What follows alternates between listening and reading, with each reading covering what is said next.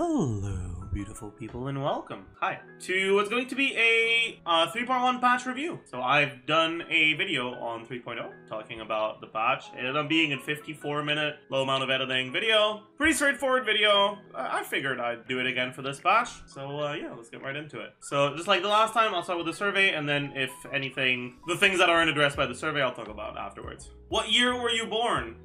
2000. How do you feel about this version of the game? We're starting with a difficult one. Compared to the previous version, it felt like it was a step down in a few ways. There are quite a few things that felt underwhelming to me.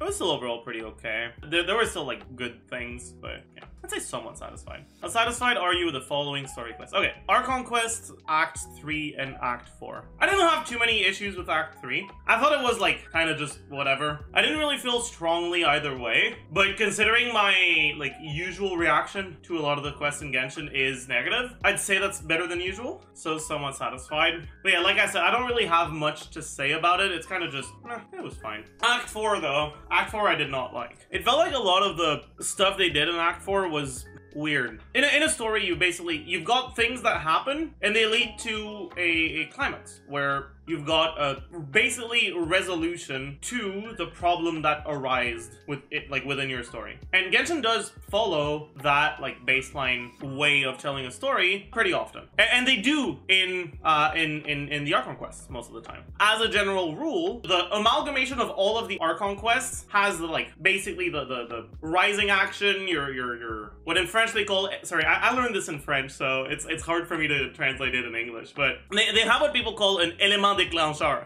something that happens that disturbs your setting, and that basically just creates a situation for you to try to solve. A call to action, whatever. Doesn't really matter what it's called. With the like overall overarching story, that's you getting, or the traveler getting separated from their brother. That story is still in action. We haven't really had any progress in it in either of those two quests, so let's go a little bit more specific. On top of that, in each region, in each Archon quest, we also have a plot specific to that region. In Mondstadt, that was basically just helping Dvalin and like curing him, whatever, like freeing him from the clutches of the abyss, and like helping the Mondstadt citizen. In Liyue, it was figuring out what happened to Rex Lapis, how it happened, and once you do learn how it happened, what and what actually happened, preventing that from causing Liyue to just get destroyed, right? And actually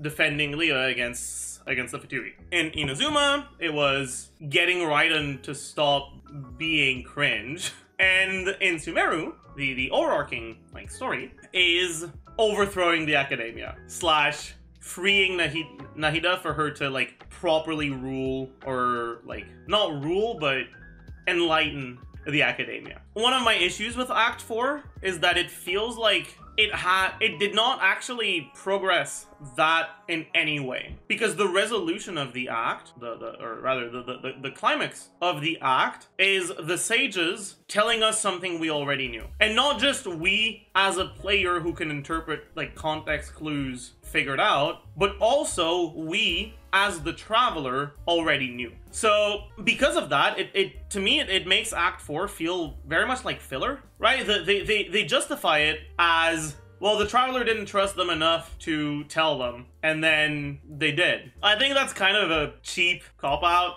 The climax was the Scarlet King reveal and the Erudites swapping. No, it wasn't. Because the rising action had nothing to do with the Scarlet King. The rising action had everything to do with Aru Village and freeing the scholars. Like, yeah, we learned a few things about the Greater Lord and what happened a long time ago, which technically does progress the like overarching Archon quest a little bit. But to me, it felt weird because A, it felt like it had nothing to do with what we were actually doing, and B, it felt like it was too obvious that Nahida was like was Greater Lord-ish. It didn't feel like a reveal to me, basically. It just felt like a confirmation. Like, it wasn't just predictable. It was so predictable that it felt like we already knew that. So it didn't actually feel like a reveal at all. And I guess that is a way in which the Act 4 is tied with the overarching Archon quest, but it didn't feel like it was. And like I said, it really doesn't have anything to do with the actual Act 4. We just kind of learn it by chance.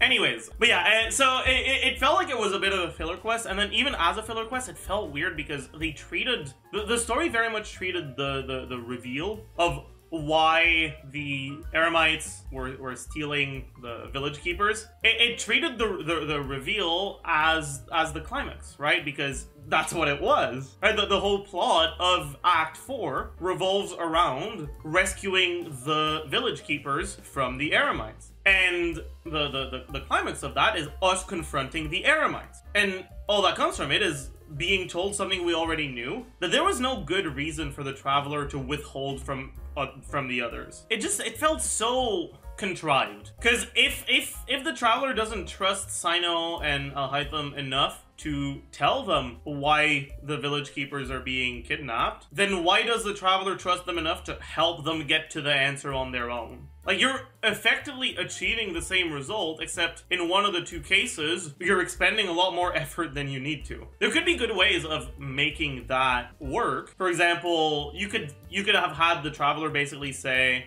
I didn't think that Cyno would want to help if he already knew why they were being taken. Or I didn't feel like Al-Haytham would want to help. But that's not what the Traveler's reasons were. The Traveler's reasons was just, I didn't want to tell you because I didn't know if I could trust you with the information. But you helped them get to the information. So like, that's just not, that's bullshit. That's annoying. It's contrived. All this to say, I think that the Act 4 was a pretty big step down from Acts 1 and 2, which I actually really enjoyed. And I guess Act 3 as well. I group Act 3 and 4 together because, I mean, they're in the same patch. But I think Act 3 isn't actually that bad. I think I just view it very negatively because of Act 4. I don't know if I want to do somewhat or very unsatisfied, because at the end of the day, even with those things considered, it still held my attention a lot more than the Inazuma Conquest ever did. So I'll say somewhat unsatisfied. How satisfied are you with Sumeru's desert region in version 3.1? Notes: new areas include Hypostyle Desert, Land of Lower Setek, and Land of Upper Setek. I'm very satisfied. I don't think there's much to say about that.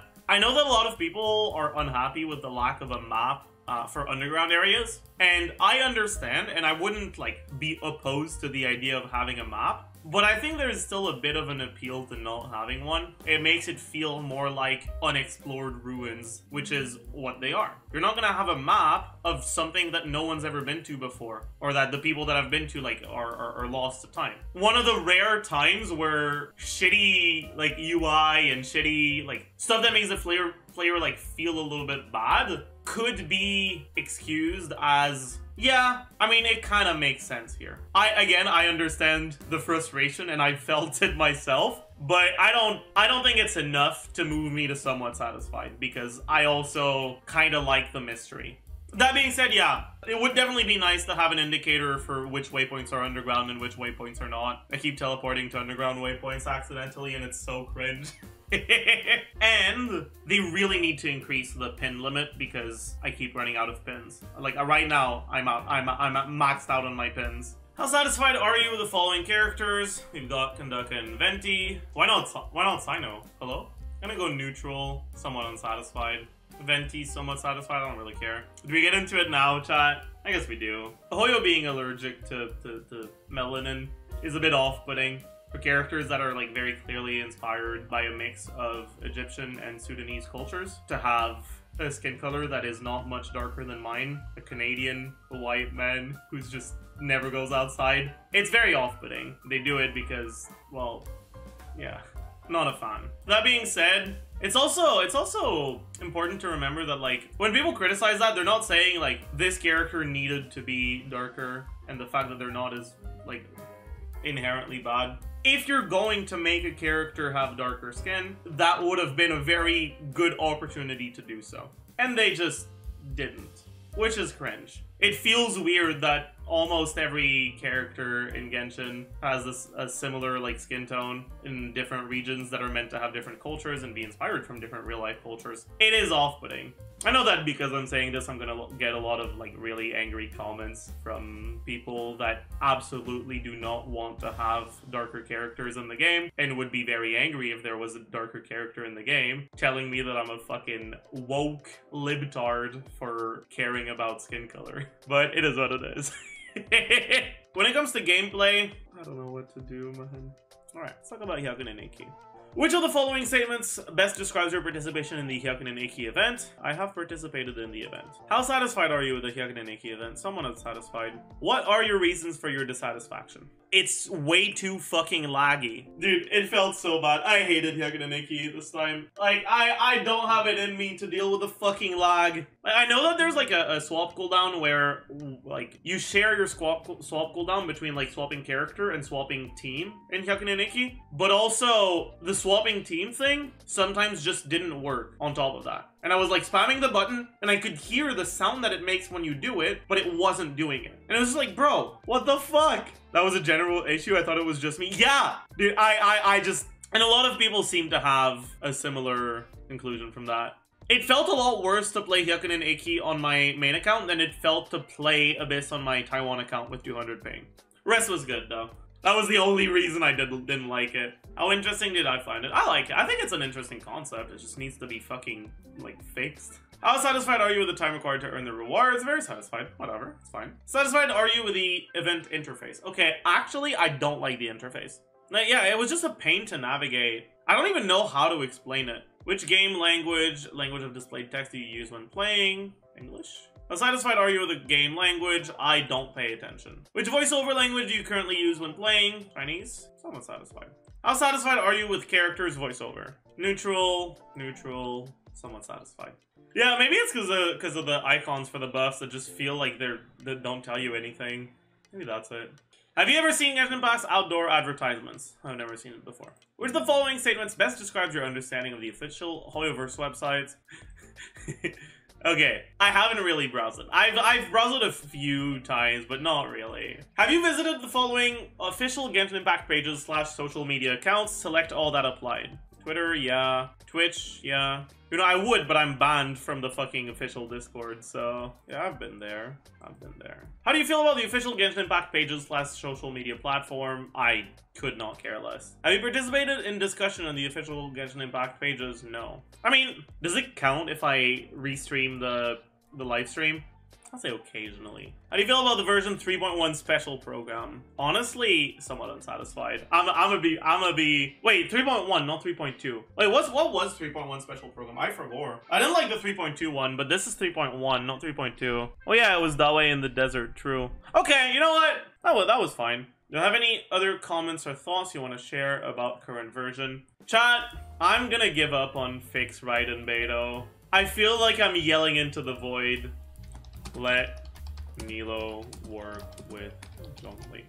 There we go. Okay, let's go through these, see which ones we talked about, which ones we didn't. Let's talk about the exploration. I talked a little bit about exploration. I talked about how I like the desert a lot, and even though I understood why some people were unhappy with the lack of an underground map, I thought that it wasn't that bad, and it didn't feel that shitty to me. But I also want to talk about how much I enjoyed the desert overall. I think it's a really fun area. I'm not, like, completely done with it, right? I'm still at 70 to 80 range on my completion. I'm waiting until I can get the chest compass to start going back to every single region and just get all the chests. And I'm pretty close. I would have gotten it if I didn't miss a week's requests, but I missed a week's request because I forgot. I really like the desert. I thought that every single one of the, like, underground ruins were really fun. I'll talk a bit more about the specific ones once we get to the story quest for Golden Slumber, but I just liked it a lot. They managed to make it feel empty like a desert, but still have it have a lot of stuff. But yeah, I don't have that much to say about it. I actually liked the clearance mechanic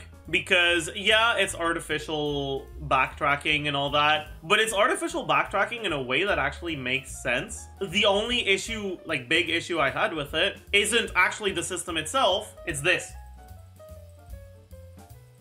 Is that I don't have any fucking pins left, so when I see something that is clearance 3 and I don't have that yet, I can't fucking put it on my map because I got too many things. And I can't remove these because they're whatever. And so That's the only issue I have with it, is that, dude, give us more fucking pins, please. Music! Music was a fucking banger as usual. I think it was about as good as it was in the first area of Sumeru. And yeah, I was really happy with it. It's not much to say about that either. Scenery kind of grouped with stuff I already said. It looks empty, but it isn't really. The ruins felt like ruins. They were really fun to explore.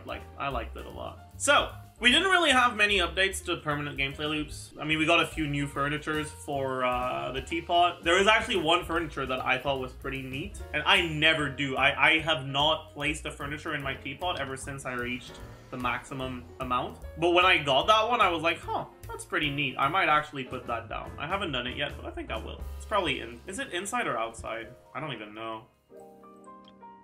There we go. This thing, right? The little Zubair theater that you get from Nilou's quest, I thought was pretty neat. It actually felt, for the first time, it was actually, maybe it wasn't the first time, it's the first time I noticed where they put something from the teapot as like an actual thing that you physically get in-game, that you could, like, the traveler canonically receives and owns, and it's not just like your account, it's like actually... Is there also the Paimon painting from Albedo? Okay, maybe, but I wouldn't put that in my teapot, so I don't think that counts. Anyways, probably not the first one you get, but it's the first one I noticed, and the first one I was like, yeah, that's pretty cool. Other than that, like, there hasn't been much in terms of permanent gameplay loop updates. We basically just had a little bit of teapot, and, I mean, obviously, like, new characters, but, yeah, that's kind of it. Okay, I've talked about Kandaka a little bit. Didn't talk about her combat too much. There's not much you can do with her right now. Like, you can use her for some bloom stuff and like hyper bloom stuff and all that, and like it functions. It doesn't feel like you're doing something better than if you were using one of the other hydros, though. It kind of just feels like a cope replacement, which like is fine, but it doesn't feel good. I haven't leveled mine yet. I've done some testing on her, but not on my own account. I don't know if I'll level her. Maybe eventually, but right now it's just not a... the Hydro Infusion is just not valuable enough. Without C6, that's kind of all she does. Like the normal attack buff is not enough to just, like, it's less than what Petra gives you. Or it's about as much as what Petra gives you, but it's burst reliant. And it's like, bro. Like, if you're gonna use her, it's because you want the Hydro out from the normal attack buff or from her C6. Yeah, I'm not quite sure how it's gonna go going forward, but as of right now, she's just not great. And yeah, also, I say Kandaka because Candace just makes me think of Candace dick fit in your mouth, and I cringe every time I hear it. And what are you gonna do about it? I've already talked about the visual design of Kandaka a little bit. I haven't talked about her like character and the characterization. I don't think there's much to say about it though, because I think she's kind of a boring character. It's like the typical like dom, mommy, wow, so strong, would torture me, woohoo. Doesn't feel like she has that much of a personality outside of that. Like, yeah, protective of our village, but she's more of a caretaker. I mean, yeah, she does that because she's trying to take care of the village and all that, but I don't know. It doesn't feel like her character is anything... She hasn't had enough of a presence in the story for me to care much for her character, basically. It feels like she was only put in the story because they wanted to have a 4-star with like, come out this batch. It doesn't actually feel like she was put there because they wanted to have her character have her role in the story. It feels a lot more like filler. Cyno, boy oh boy. I guess we're talking about Cyno now. I think we're gonna have to talk a little bit about the story quest here for Cyno, because that's the main, like, ugh. Okay, in terms of like gameplay, Cyno's kind of just like meh. He's okay, he's a hyper carry, he's easy to play, he can be fun with some TF stuff and all that, but at the end of the day, he's just not better than the other options you have, so it's more just like a unit you pull for if you like him, or if you want to have fun, or sorry, if you think his gameplay is fun. I pulled him because I thought he looked pretty cool, and I liked his animations, and when I played his story, I lost any interest I had in him because I really didn't like him in his story. I thought he was a fucking terrible person. We'll talk about it more once we get to the story, but I do not like his characterization. And then finally, Nilou. I've talked about the design stuff, how I don't like how they limited her, right? Where they basically just made her base kit kind of just bad, like her numbers kind of just underwhelming, so that the only real reason to play her would be to make her have like the bloom stuff, but they prevented you from putting most of the roster in your bloom teams, right? It would have been nice to be able to use Zhongli, it would have been nice to be able to use someone like Fischl potential where you still wouldn't get hyper blooms because her blooms can't get hyper bloomed. You'd be able to abuse some of the electrocharge mechanics, some of the quicken mechanics. Would have been nice to be able to fridge Nilou, but those are just not things that are gonna happen. It's unfortunate. It is kind of sad. Like, I wish it wasn't like that. There's not much I can do about it. In terms of like how good she is, she's solid. She's good at what she does. What she does is niche. So if you don't have good generalists yet, I wouldn't recommend her. But if you do, then if you like her playstyle and or her personality, like she's a decent pull. And then yeah, I mean, when it comes to her character, I felt very indifferent to Nilou. Like, Nilou's story involvement was basically done in 3.0. We didn't really get much Nilou story development in the Archon quest in 3.1. We got the story quest, obviously, which I'll talk about when we get to the story quest, but like, I feel indifferent towards her, but like, I guess leaning more slightly positive than slightly negative. But yeah, enemies. We've got some new enemies this patch. We've got the new Doritos, and we've got 2 new Eremites. We've got the Cool Ranch Doritos. We've got the spiky / spicy Doritos, and we've got the Doritos. I actually like these enemies. This might be a hot take, but I actually like them.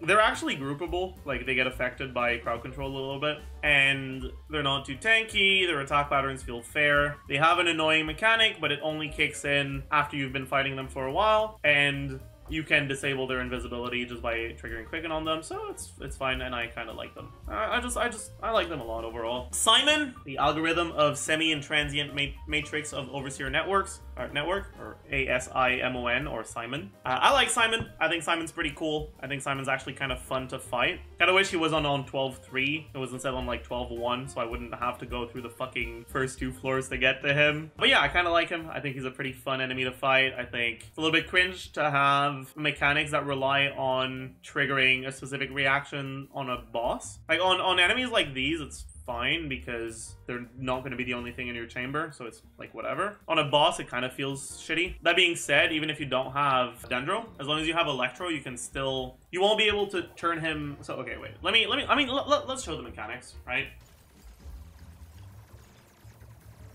Damn, would sure be a shame if you aimed at me. Okay, so once you break these things, he's gonna go to a different phase. Can you stop going away? I should have just targeted this one, honestly. Alright. And in this phase, if you hit him with Electro, or if you hit these things with Electro, it's going to disable him. The biggest issue that I have with it is that in this phase, and in general when he's invisible, he has like massively high resistances. I think it would be fine for him to be invisible if you don't have Quicken, but the fact that he also like is basically unkillable if you don't have Quicken, to me, is a bit of a shame. But yeah, it's really, really hard to tell where he's going when he goes invisible in general. But if you trigger Viridescent Venerer on him, or if you trigger Deepwood Memories on him, you're going to apply him with a debuff, and he's going to keep that debuff when he goes invisible, which means you can actually tell where he is. And if you trigger Quicken on him, he gets disabled. Right, so those are the 2 like ways you can disable him when he goes invisible. Both require Electro. This one, which is the faster one, also requires Dendro. Ah! These can go up? No, okay, I didn't know this could go up, I'm gonna be honest. Like I said, one thing that is really annoying is that, so usually I hit for about 15k without Dendro Resistance, or Dendro Resonance, or fucking Geo Resonance. 7k on a non-crit, 15k on a crit.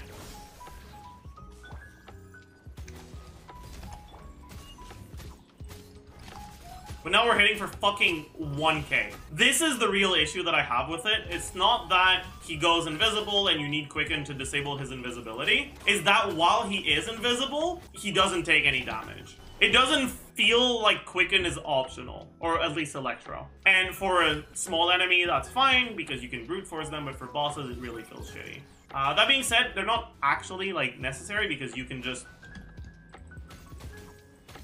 Right? You do this, and then while he's here, you set up your stuff. And then by the time you're finished with your setup, he's generally going to be out and you can actually hit him. But yeah, it is very annoying. I don't know that I'm a huge fan of just how shitty it is if you don't have Electro. Then we also got, I guess we got this, but I mean, it's just a Rune Drake, but bigger. We got these 2. I really like them. I think they're good enemies. They're a bit frustrating because they're very resistant to stagger and they hit you a lot. Especially once they've spawned their summons and you're fighting 4 things at once in 12-1 second half. It almost manages to make it feel like you're playing a video game. It almost manages to make Abyss feel like you're actually like fighting an enemy that you have to beat rather than a timer that you have to beat. And I would assume that if you're not at the level of investment that I am, it actually does feel that way, which is nice. I think that's cool. Enemies that actually do hit you a lot and that are actually dangerous when they're not just dangerous because of frustrating things. I like that, actually. I think that's good. We got the 2 new like Geo mushrooms. I mean, they're whatever. But yeah, overall when it comes to the enemies, pretty solid patch. Next up, Current Abyss. I don't hate the Current Abyss. I think that 12-1, both sides are actually good. I think that 12-2 is really frustrating because the Ruin Scout, the jellyfish, its like main like pattern is going to be that it runs up to you and then, or it flies up to you and then it does one of its attacks. The thing is, when there's enemies between the Ruin Scout and you, the Ruin Scout will still be coming to you and it's gonna basically push the other enemies away. And so something that's been happening fucking really consistently, and that is very frustrating to me, is I managed to group the enemies properly, where they all get, like, they're all actually getting hit by my AoE, and then the Ruin Scout starts flying up to me, and it just makes the Earth Guards separate from each other because they got pushed away. And it's just... it makes me despair when it happens, and I hate it. Other than that, though, I actually kind of like the Abyss. I kind of like Genki. All right, I know. To some people, it's a bit of a hot take, but I think Genki's a good boss. It has issues. I didn't always like Genki. I think that its biggest issue is the RNG nature of its attack patterns. When it's in Abyss, you can abuse it in some ways and force him to do specific attacks, but you can only do that for the first 2 attacks. After that, you can keep him in a corner by preventing him from doing attacks where he dashes away, but that requires a lot of movement around him and it makes you lose DPS. The most annoying thing is you have to have your positioning like perfect for it. It's not even just the positioning being perfect. You have to hit him at exactly the right time after he does his first attack for him to dash backwards. It can be annoying, and if you fuck it up, it's just gonna be so painful because he's just gonna be dashing all over the place. And once he's out of the corner, you cannot control him anymore. He will dash all over the place. He has like 3 different attacks that can make him dash. He can't use the same one twice in a row, but he can alternate between them. And he can just dash, dash, dash, do a different attack, dash, dash. And it's so frustrating because it feels like you're fucking playing tag, not Genshin Impact, and it's not fun. But even so, it's overall okay because it doesn't happen that often. I've already talked about Simon. I don't hate the hatchlings. They can be a little bit annoying when you're playing teams that have knockback because that's kind of what they're designed to do, so it's whatever. Yeah, I like the chambers. I like this chamber a lot. Next up, we got... I mean, we already talked about Hyagen and Nikki, so let's talk about the other events that we've had this patch. Okay, so I did a thing with Vinleza Fest where I introduced a counter where every time Paimon just like repeated something that someone else had just said, or just described what was happening on the screen, or basically just said something that was not useful or productive or whatever in any way, I would tally that up. And anytime she said something that was useful, I would tally that up as well. And we ended up with 134 useless lines and 51 useful lines. I ended up quitting halfway through because there wasn't a lot of time left to the event, and it was taking too much time to decide which lines were useful and were useless. I actually had a lot of fun with that. As much as I can say, I could use that to say like, yeah, the event was a little bit cringe. I'm tired of hearing Paimon say useless shit all over and over. That wasn't my experience. My experience was I fucking loved it because of it. The counter made it so fun. The event was okay.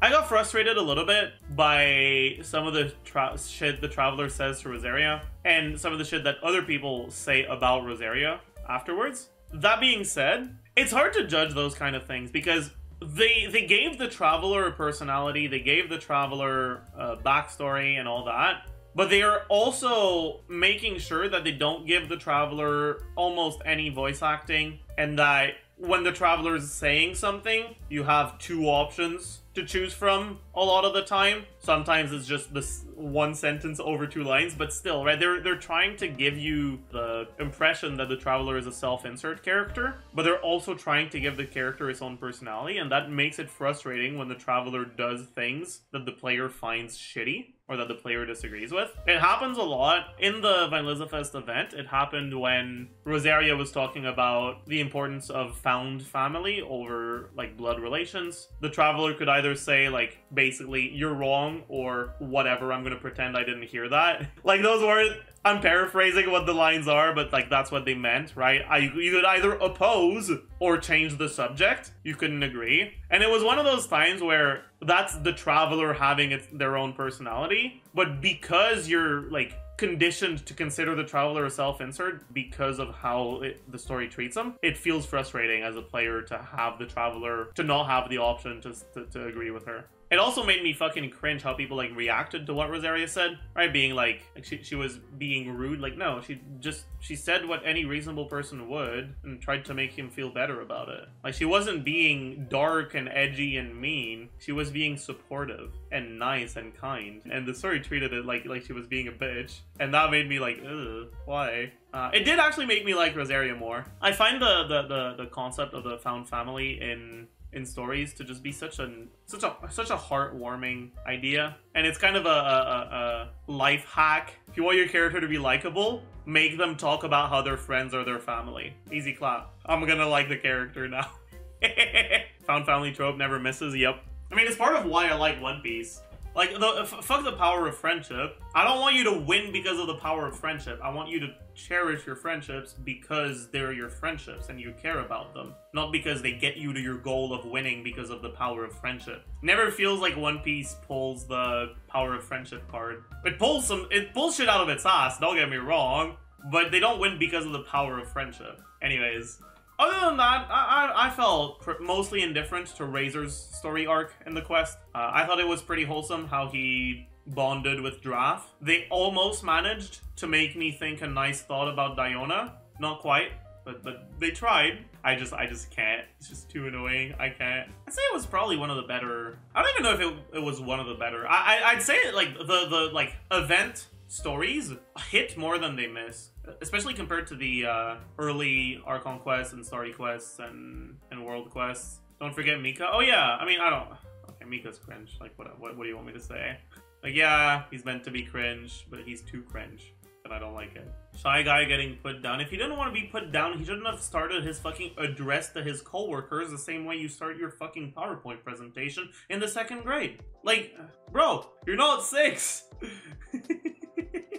Anyways. Yeah, if anything, it makes me wonder how the fuck the Knights of Favonius even function. One thing about the Vinylizafest, I can't be the only one who thinks that we're working for the mob. We're raising funds for, what is it they said? Children in need and the elderly or something? Like, that's the most generic sounding thing I've ever seen. There is no way that's a real charity. This is a front. Like, this is a front for a, like, money laundering operation. There is no fucking way the charity's real. There is no way that money's going to help people. It's going to Alice. She's gonna use it to fund her fucking criminal enterprise.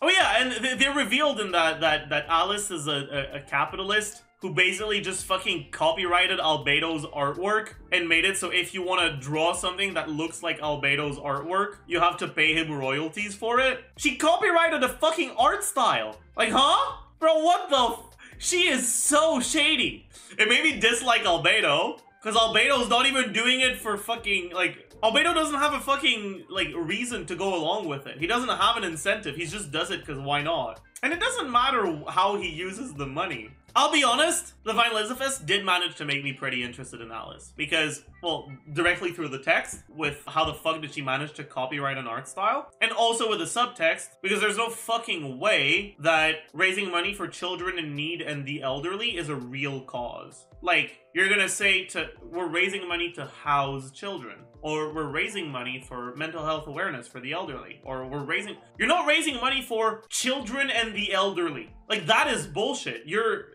not a real charity. That money's going to Alice for sure. The children, Clee, the elderly, Alice. True! Wait, I mean, realistically, that's probably not it. That's probably just the Genshin writers being too lazy, but look. You know how sometimes, like, you can understand a thing, but if you don't experience it, it's not, like, a real understanding of it? I understood headcanon before, but now I actually understand headcanon. And my headcanon is that Alice is a mob boss, and that all of the profits from the Vine Lizafest went directly to her and to fund her criminal enterprise. It's probably not what they did, because I feel like that would be giving the writers a bit too much credit, but I don't care. So, I don't even know what to say about this event. It's like, I actually kind of liked it, but it was short, so it's like, whatever. This was a, like, 5-minute thing every day, and then it was done. I didn't really... Oh, I haven't finished it. Hello again, YouTube. I've just done the quest that I didn't realize I hadn't done yet. I really liked it, actually. I really liked the last part. Like, the beginning was kind of whatever. I couldn't care less. But I really liked the last part. I thought it was really wholesome how the dad, who seems to be a single father, is basically using his imagination to, like, impart, like, the important values into his kid, right? He's helping her learn to fend for herself while also teaching her the importance of being able to enjoy the simple things. It was a nice little story. It had a nice conclusion. It was a wholesome characters, a good message. I was taken aback. I did not expect this to actually, like, be nice, but it was. So that was really nice. Okay. Wind Chaser was a thing that I did. I felt the first 3 were whatever, fucking incredibly boring. Fourth one felt like it, felt like it was like the 3rd level of a puzzle game, right? You got your first level, that's like your tutorial. Your second level that introduces your first new mechanic, and your 3rd level where you actually apply the mechanic to solve a puzzle. So the 4th day of the event felt like you were applying a mechanic to solve a puzzle. It wasn't a difficult puzzle in any way, but it was a puzzle. Felt like a puzzle. It was fine. It was okay. And the 5th one was basically just a little bit of combat mixed in. I didn't think it was great, but I didn't hate it. Just overall, whatever. Okay, we've talked about the Archon quest. Let's talk about the rest of the quests. I'm not going to talk about all the, like, small world quests, but I am going to talk about Golden Slumber, about its follow-up quest, whose name I forgot, and I'm going to talk about the story quest. So let's talk about the story quest. I've already said I did not like Cyno's story quest. It very much felt like the canned knowledge was an analogy for weed. The way that it was presented, all the things that were said about it, right? The negative effects that were told about of the canned knowledge are very, very, very reminiscent of the, like, late 20th, early 21st century, like, propaganda in the United States that was, like, financed by tobacco manufacturers to, like, basically convince people that weed was bad. And don't get me wrong, weed can have some slightly negative effects, where they're incredibly overblown and, like, it's not nearly as bad as stuff that is actually available for people, like alcohol, very often. In any case, though, it felt very much like every single bad thing that we were told about canned knowledge could have, like, you could draw a parallel between that and the, like, anti-weed propaganda, and we were never told that by someone who we had, like, a reason to think would know better. It's a lot like asking a guy in 1995 what they think about weed in fucking Alabama. It's kind of just like, they're saying this, and maybe they think it, but does that mean it's true? And we're never, like, presented with the negative effects in a context that would be like, oh yeah, this is a factual thing. The negative effects that we do see are not actually tied to canned knowledge in general, they're tied to divine knowledge, right? There's also a very, like, strong incentive for the academia to keep canned knowledge illegal, whether or not it actually has negative effects on the population, because the academia is abusing its power, and giving the population more knowledge and more information will make it easier for the population to realize the academia is abusing its power and to overthrow it and or resist against it, which means it is in their best interest to keep canned knowledge illegal. And so it's hard to believe the stuff about canned knowledge. It's hard to consider it as anything more than propaganda. And so with that context, like, I realize that, like, it is possible that it does have those negative effects, but I feel like those negative effects are not actually, like, supported enough by anything we see for it to be like, oh yeah, they are negative effects. I think it's like, maybe they do, maybe they don't, but because we're unsure, it makes it very difficult for me to consider Cyno's actions in the quest.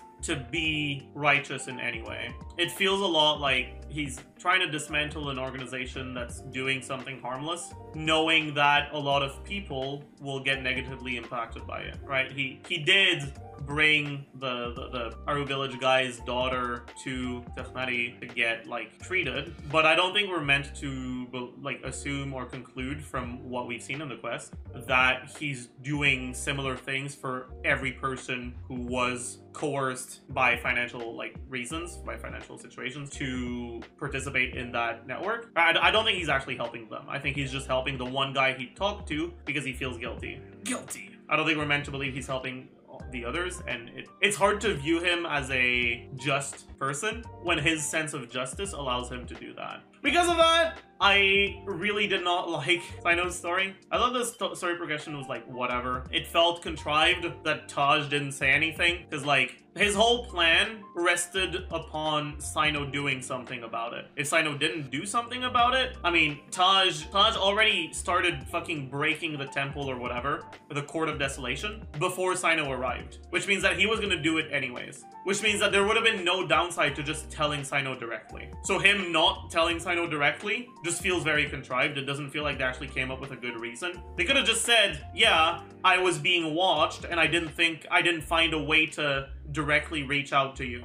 But no, I wanted to test you. That's bullshit. It's a bad excuse. It's a very contrived reason. It feels like the writers ran out of ideas. I didn't like it very much, the way that they justified Taj not saying anything. But other than that, like the rest of the plot was fine. We got a nice little cutscene. I got very dizzy inside the Court of Desolation when this stuff was spinning. I was like, it was difficult on my eyes, but it is what it is. I think that's kind of it for my thoughts on the Cyno story quest. So for the Nilou story quest, I thought it was almost good. The beginning was very like, okay, I did the beginning on stream and it really felt like it was just gonna be a fucking remake of Ayaka's story quest, which is basically just a dating sim.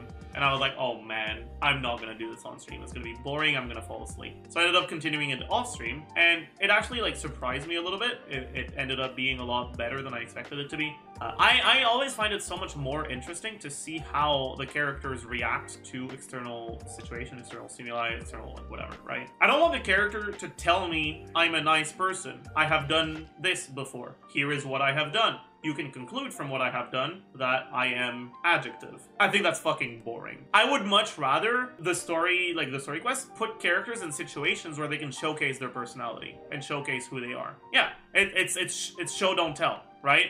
I feel like a really good way to do that without having to think much about it is to have the story quests rely on someone else doing the telling about something else and then having your character react to it.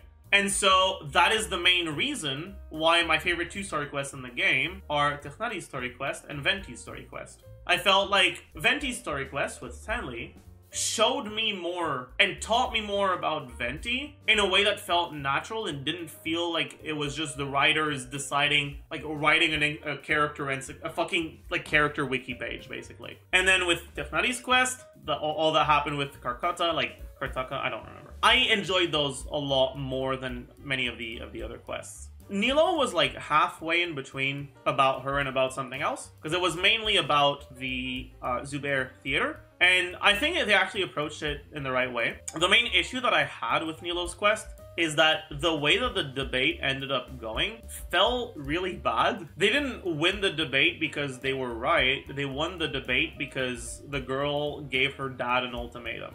And while that would be, that is a thing that like explores the family dynamics of that character. I don't remember her name. Inaya, I think. It is a good way to explore the family dynamics of Inaya's family. At the end of the day, I don't care that much about that. I want those family dynamics to be there in order to showcase Nilou, right? Like that's the whole point of that story quest. And so using those family dynamics as a way to win the debate felt cheap. It felt like the story quest was basically saying, I don't have a good way to win a debate of arts versus science, so I'm just gonna cheat. It felt like they cheated. It didn't feel like they won because they were right. It felt like they won because they fucking manipulated the other person emotionally. It felt like an admission that the story didn't have good arguments in favor of the arts. And that left a very bad taste in my mouth, especially because it is, after all, fucking Nilou's character being all about her craft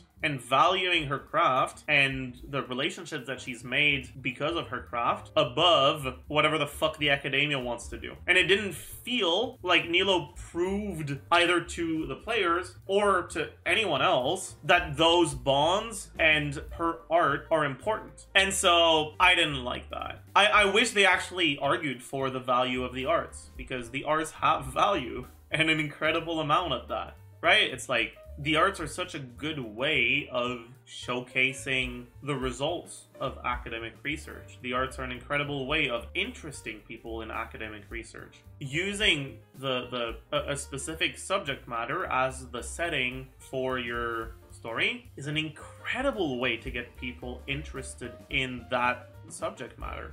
Have you seen how many people learned fucking the Elfish? I don't know, Elvish? The elf language from Tolkien? Like, I don't know what the language is called, but they studied a fucking language because they liked a book that much.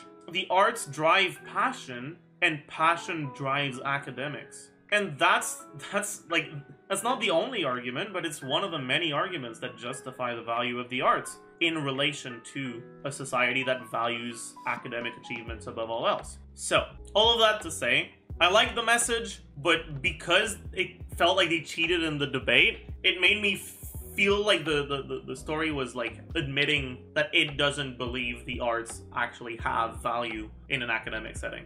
And it felt like it went against Nilou's character. So I wasn't a huge fan of that. Anyways, next up we've got the Golden Slumber quest. God, I fucking hate Tirzad. It felt kind of shitty that the Traveler didn't say anything about Tirzad racism, like, ever. The like few times where the Traveler or Paimon intervened, it was basically to both side that shit. Where, oh no, you have to understand the other person's side, Tirzad. And Jabrail. What do you mean, and Jabrail? Like, what has he done wrong? And it's just, I really did not like it. It made me dislike the Traveler and Paimon even more, as if that was fucking possible to begin with.